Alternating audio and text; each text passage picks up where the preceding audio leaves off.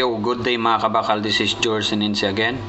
For today's video mga kabakal ay ipapakita natin yung sample ng stitch weld. Alright, so ito ay stitch weld. Okay, bagong lahat, ito ay arrow line. And then ito naman ang reference line. Ito yung tail or buntot. Okay, so sa buntot, doon natin makikita ang specification process or other reference. Okay, or some additional information. Alright. So, halimbawa, number of electrodes na gagamitin, or halimbawa, flange or web, or pole penetration butt weld. Ayan, dyan natin makikita. Okay. So, sa mga additional information, ayan, katulad nito, see weld note, yan. Dyan natin makikita sa buntot. Okay.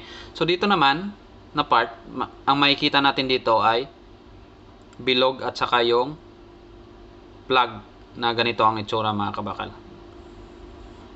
Alright. So itong bilog, all around dyan mga kabakal. And then yung plug, ang tawag naman dyan ay site weld. Okay. Ang makikita natin sa reference line mga kabakal, size of weld, welding symbol, contour, mga ganon, o plus finish, or convex, concave, mga ganon, groove. Alright, yan ang welding symbol.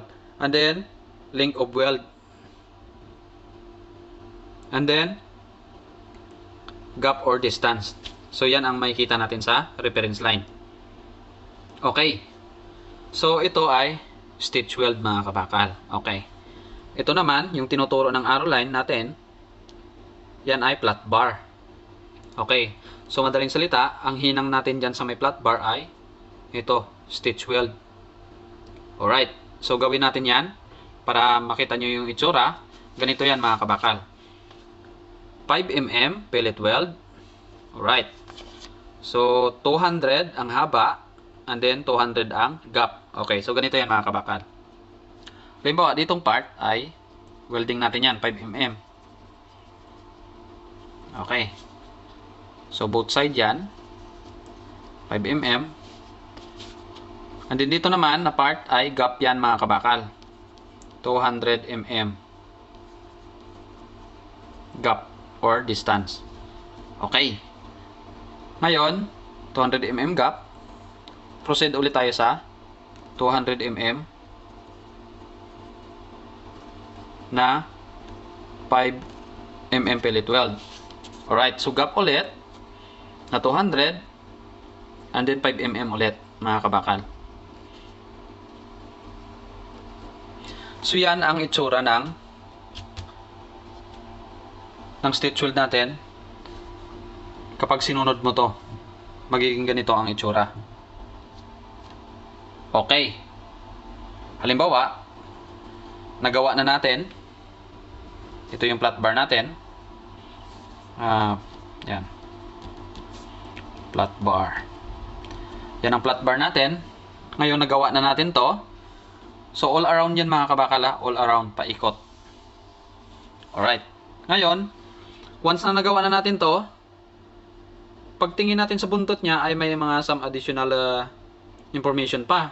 Nakalagay dito, see weld note. Alright. So titingnan natin sa note ngayon kung ano yun. Ayan. Okay. So nakalagay dito sa note ay first pass 5mm pellet weld both side, tapos 200mm heat, yon ang haba ng welding. So ito yon, 200mm, and then 200mm mesh. So yon ang gap natin. Yan ang tinutukoy niya, 200mm. Okay, mesh. Right. So, okay na. Nagawa na natin yan. Yung tinutukoy niya. And then, may second pass pa. Second pass, 5mm pellet weld to infill. Missing 200mm to create pole length weld. Okay. So, yun nga. Sa second pass, mga kabakal, ay mag-create tayo ng 5mm pellet weld. Tapos, punan natin yung gap na sinasabi. Okay. So, ito yan.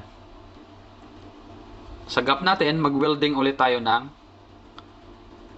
5mm pellet weld. Infill daw.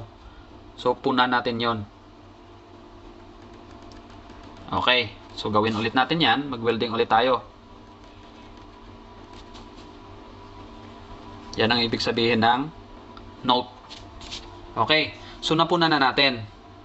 Ngayon, ang kinalabasan ay nakapag-create tayo ng full length weld. So, sa madaling salita, ito ay full weld, mga kabakal, all around dyan. Yung ating flat bar. Okay. So, parang medyo na confusing, no? Kasi, bakit kailangan pa mag-apply ng stitch weld? Pupunuan din pala ito. Wiweldingin din pala ito lahat. Alright. So, ito kasing plans natin, dyan nakalagay yung flat bar. Okay. So, kaya nilagyan ng stitch weld muna. Halimbawa, nakapag-welding ka ng stitch weld dito, laktaw-laktaw, para ma-maintain niya yung straight ng ating flange.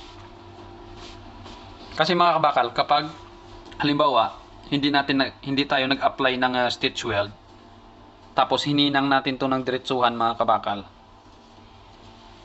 ang mangyari dyan sa flange natin ay magre-rainbow siya or magka-curve siya, mga kabakal, dahil sa sobrang init ng welding. Okay, so hindi na siya straight.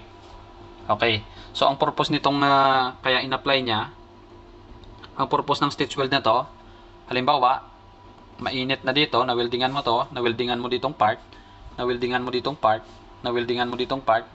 Ngayon, pagbalik mo dito, malamig na yan. So, hindi na yan gagalaw yung bakal. Pag welding mo dito sa may gap natin, hindi na siya babaluktot kasi itong part ay malamig na yan. So, ma-hold niya or makikip niya yung straight ng ating flange. Okay. So, maliwanag, mga kabakal. Kaya, in-applyan ng stitch weld muna. Okay.